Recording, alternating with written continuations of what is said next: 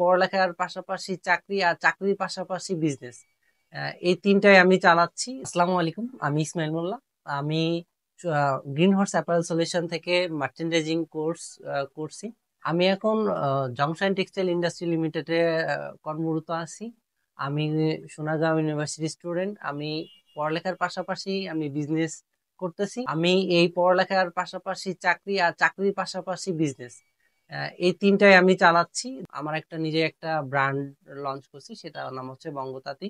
আমি সর্বনিম্ন 20 পিস কোয়ান্টিটিতে কাজ করি, আর সর্বোচ্চ 20,000-এর উপরে আমি কাজ করি। দেন আমার রিসেন্ট টাইমও একটা বায়ারের সাথে কমিউনিকেশন হয়েছে, তার সাথে একটা অর্ডার ডিল হয়েছে, সেটা হচ্ছে 4,80,000 পিস।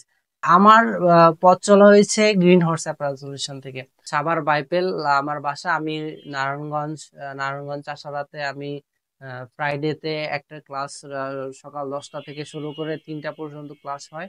তো আমি এই ক্লাসটা করার পরে দেন আমার কনফিডেন্স বাড়ে। দেন তার সাথে আমি বিজনেসের সাথে জড়িত হয়ে যাই। কোর্সটা ছিল হচ্ছে 6 মাসের। যে সেক্টরে বুঝে শুনে আপনারা এই সেক্টরে পাড়া দেবেন, কারণ এই সেক্টরটা খুবই একটা চ্যালেঞ্জিং একটা সেক্টর।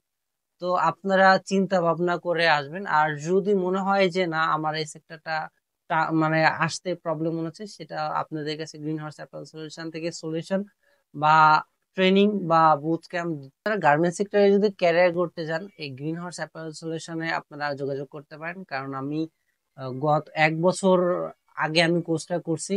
দেন তারা আমার মনে রাখছে, দেন প্রতিটা সময় খোঁজ খবর নিয়েছে আমার বিজনেসের কেমন চলতেছে, আমার জব কি এখনো কেমন আছে। সো টোটালটা সে আমার মনিটর করতেছে।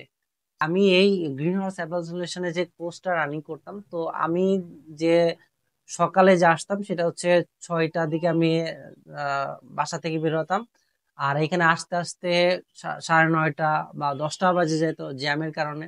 তো 3-4 ঘন্টা জার্নি, আর এখানে আসতে যাইতে 120 কিলোমিটার জার্নি ছিল। আমি সকালের 3-4 ঘন্টা বা যাওয়ার যে 3-4 ঘন্টা 120 কিলোমিটার যে জার্নি, এই রেজাল্টটা আমি এখন পাচ্ছি।